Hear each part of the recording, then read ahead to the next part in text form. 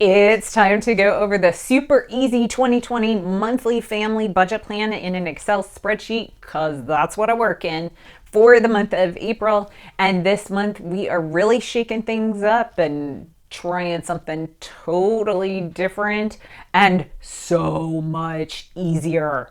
Zero-based budgeting, still, but different. This one is for those of you who are tired of having to move stuff around every month, because it happens a lot for me. And you are so going to love this zero-based budget plan. Wait, why do I keep saying budget? Because we don't talk about budgets on this channel. We talk spending plans, because budgets are evil and they make you stress out and think you need to be a CPA.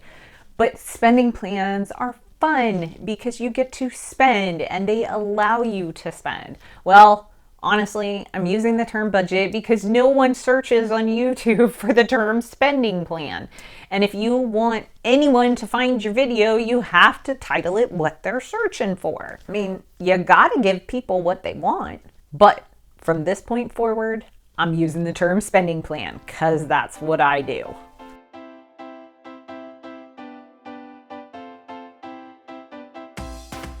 Hi, I'm Wendy Valencia. In the more than a decade, significantly more at this point, that I've been budgeting, I have tried about 1,000 different methods. I've used Mint, I've used EveryDollar, I've used YNAB, but by far my very, very favorite method for spending plans is Excel spreadsheets. And I've probably had 20 different versions over the years. But this method that I'm going to show you today is by far the easiest. Why? Because I get really tired of moving money around. So in this method, we're going to have fixed expenses and we're going to have flexible expenses. The fixed categories are the exact charges. I know what they're going to be in the month because they either come with a bill or they're the same from month to month. So I don't have to worry about those. So these fixed expenses are like my storage unit, our cell phone bill, a doctor bill that I need to pay. The flexible categories are for anything where the amounts are varied from month to month. That means like food, gas, random unplanned doctor's appointments. And so, this template is going to be available on my site, wendyvalencia.com, in monthly, biweekly, and paycheck to paycheck forms. But for us, we will be using the monthly version because, as you know, we are one full month ahead in our income. So what we earn this month goes to pay next month's bills. So our earnings from March will pay our April bills. And honestly, if I can tell you one thing that will remove so much stress from your life, it is getting one full month ahead, because you never worry how much you have to spend, or that, especially if you have flexible income that varies from month to month, you know exactly how much money you're going to need for your bills because you'll already have earned it. And plus, when you're creating your spending plan, you won't have to look at a calendar anymore because it doesn't matter what day something is due or whether you've earned enough in the paycheck that covers that pay period to pay for those expenses, or you have to roll over money. It is so much easier when you get one full month ahead. So in this month's plan, we have continued upping our game to make $5,000 minimum monthly payment toward debt. Our goal is to pay off this particular debt before the end of this year, and we're pretty much on track to do that. We would like to put a big chunk into Tio and Tia's school loans before January, and hopefully we will be on track to do that as well. So let's go through this line by line. I've adapted this template to suit our needs. So the original, which looks like this, you'll actually get a whole lot more categories, and you can create your own categories and you can change the names. But for us, this is suiting our needs for now.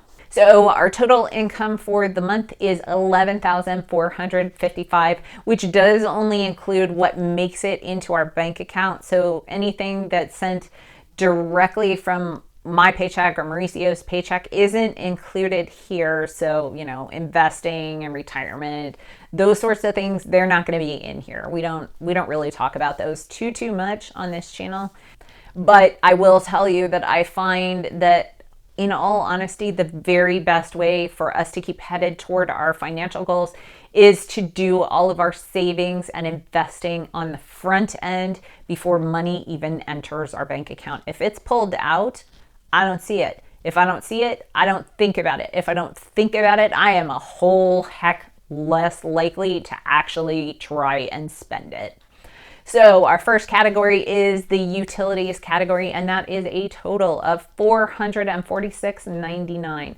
And that's $270 for our storage unit, $170 for our cell phone, and $699 for our monthly Skype expenses. And note, this over here says 5% of our spending plan. That's not accurate because this is not our whole spending plan. This is really, the math is only working based off of the fixed categories. So if you want to be really technical, this 5% is actually 5% of our fixed spending. In the kids category, the category that is quite expensive for us this year is $1,587, and that includes $607 for before and after care, $350 for the Spanish classes that Melina takes, because there are 5 weeks in this month that she will be taking classes, not 4. So that is $350 because it's $70 a class. And Miss W is $630, and she has 2 classes a week with Miss W, each class being $70 also. And then in the giving category, we have $604, and this category can vary drastically from month to month. Anywhere from $500 is about the lowest we ever go to $2,000, and it just depends on how we're feeling, whether we're feeling givey that month. This month, apparently, we're not feeling very givey. We are actually keeping it intentionally on the lower side to meet our financial goals. In the insurance category, that is currently running us at $312.47, and that's $35.81 for Mauricio's life insurance, $173.01 for car and renters insurance, $91.65 for my life insurance, and then $12 for CMFG life insurance. In the transportation category, we have $90, and in this category, we put anything car related that we know exactly how much it's going to be. So this month we don't have any car maintenance stuff. So this is just $90 for Mauricio's parking permit for the office, which is his monthly fee. And that's new to our spending plan in the last 2 months because the place he was parking before for free fixed the arm on the parking lot. So now we have to pay for it. The medical expenses, the known medical expenses for this month are $25 because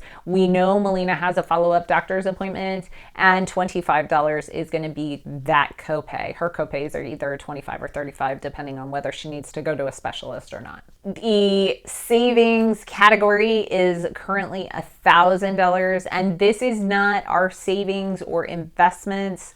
Those are taken off the top and we never actually see that money. These are our savings funds. These are things that we're saving for, like Christmas, like summer camp, like travel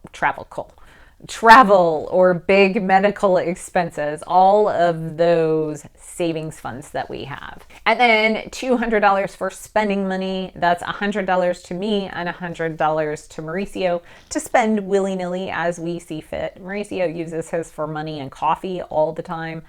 I frequently put mine back into the spending plan, like if I need to use it for groceries or whatever. Then we have the subscriptions category, which is $61.89, and you can see those over here, what those are for. And I feel like I'm missing something because usually this category is in the 70s. I must have missed something when I transferred it over. I'm gonna have to go back over that, but I have still several days in the month before I have to finalize my spending plan for April. So I do have a little time to figure out what I forgot. I don't know what it is about the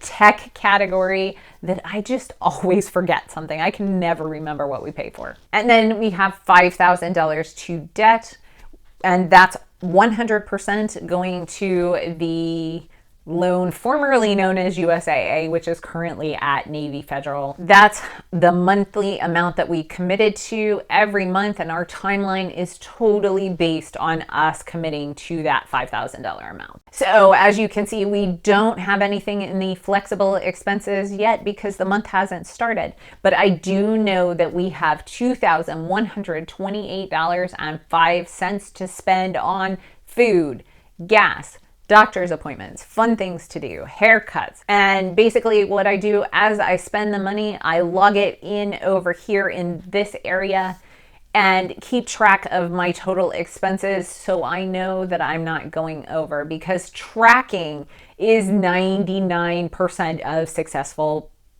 budgeting. Yes, I know I use the word budget, but yeah, spending plan isn't a verb. So I actually budgeted for years with very minimal success because I wasn't keeping an eye on the actual amount that we spent. And Mauricio and I have a tendency to $20 ourselves to death. We can spend $1,000 in $20 increments all the time. At Starbucks, at McDonald's, for this thing that I had to have on Amazon. So if I don't keep track of it, then I really don't realize I've spent it because it's only $20. By doing it this way, it really helps keep me on track because I know whatever is left over at the end of the month is going toward achieving our financial goals more quickly. So actually right now, using this method, because we're using this method this month as well, it really helps me to think before I spend. So I'll see you in the next one.